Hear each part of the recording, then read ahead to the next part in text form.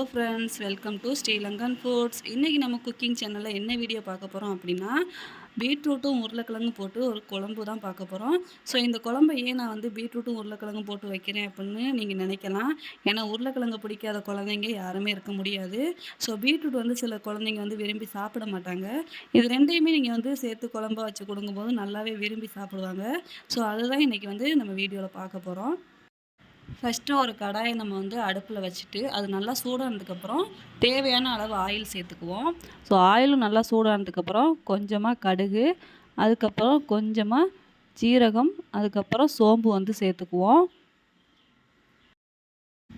Next பார்த்திங்க அப்படின்னா, நான் கொஞ்சமாக சின்ன வெங்காயம் எடுத்திருக்கேன், ஒரு கைப்பிடி அளவுக்கு.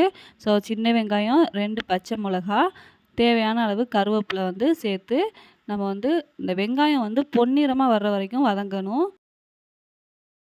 ஸோ இப்போ பாருங்கள், இந்த பீட்ரூட்டையும் இந்த உருளைக்கிழங்கையும் நான் தனித்தனியாக கட் பண்ணி வச்சுருக்கேன். ஏன் அப்படின்னா, நம்மளுக்கு உருளைக்கிழங்கு வேகமாக வெந்துடும்.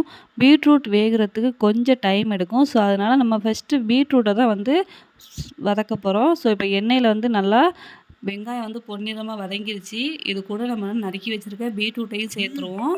ஸோ பீட்ரூட்டை சேர்த்ததுக்கப்புறம் இந்த எண்ணெயில் எல்லா பீட்ரூட்டுமே படுற மாதிரி நல்லா வதக்கி விட்ருவோம்.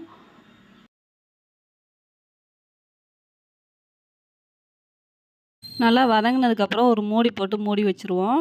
ஸோ இப்போ மூடியை ஓப்பன் பண்ணி பார்த்துட்டு இதை மறுபடியும் நல்லா வதக்கி விட்ருவோம். ஏன்னா அடி பிடிக்கிறதுக்கு வாய்ப்பு இருக்குது. அதனால் நீங்கள் மூடியை ஓப்பன் பண்ணி அப்பப்போ இந்த மாதிரி வதக்கி விட்டுட்டே இருங்க. அப்போ தான் இந்த பீட்ரூட்டு எல்லா இடத்துலையுமே நல்லா வேகும். இப்போ மூடியை போட்டு மூடிடுவோம். ஸோ கொஞ்சம் நேரம் கழித்து நம்ம உருளைக்கிழங்கையும் சேர்த்துருவோம். ஏன்னா பீட்ரூட் ஒரு அரை பங்கு வதங்கிருச்சு. அதுக்கப்புறம் நம்ம இந்த உருளைக்கிழங்கையும் சேர்த்து நல்லா வதக்கி விட்ருவோம். இப்போ இந்த ரெண்டுமே சேர்ந்து நல்லா வெந்துடும். வெந்ததுக்கப்புறம் நம்ம மற்ற பொருட்களை சேர்த்துருவோம். இதை நல்லா மிக்ஸ் பண்ணிவிட்டு மூடி போட்டு மூடி வச்சுருவோம். ஸோ இப்போ ஒரு 10 மினிட்ஸ் கழித்து நம்ம தக்காளி பழத்தையும் சேர்த்துக்குவோம். ஸோ தக்காளி சேர்த்ததுக்கப்புறம் நல்லா மிக்ஸ் பண்ணி விட்ருங்க.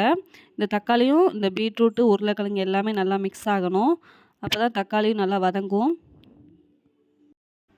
நல்லா மிக்ஸ் பண்ணதுக்கப்புறம் இதில் தேவையான அளவு உப்பு சேர்த்துருவோம். ஸோ உப்பு சேர்த்துட்டு நல்லா வதக்கி விட்டோம் அப்படின்னா இது வேகமாக வெந்துடும். ஸோ உப்பு சேர்த்துட்டு நல்லா மிக்ஸ் பண்ணி விடுங்க.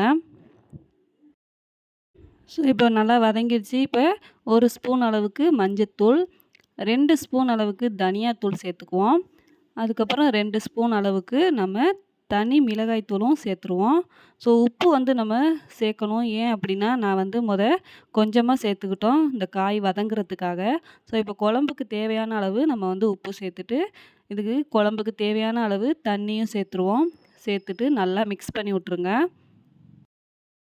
ஸோ மிக்ஸ் பண்ணதுக்கப்புறம் மூடி போட்டு மூடி வச்சுருவோம் ஒரு 10 நிமிஷத்துக்கு. ஏன்னா இந்த குழம்பு நல்லா கொதிக்கணும்.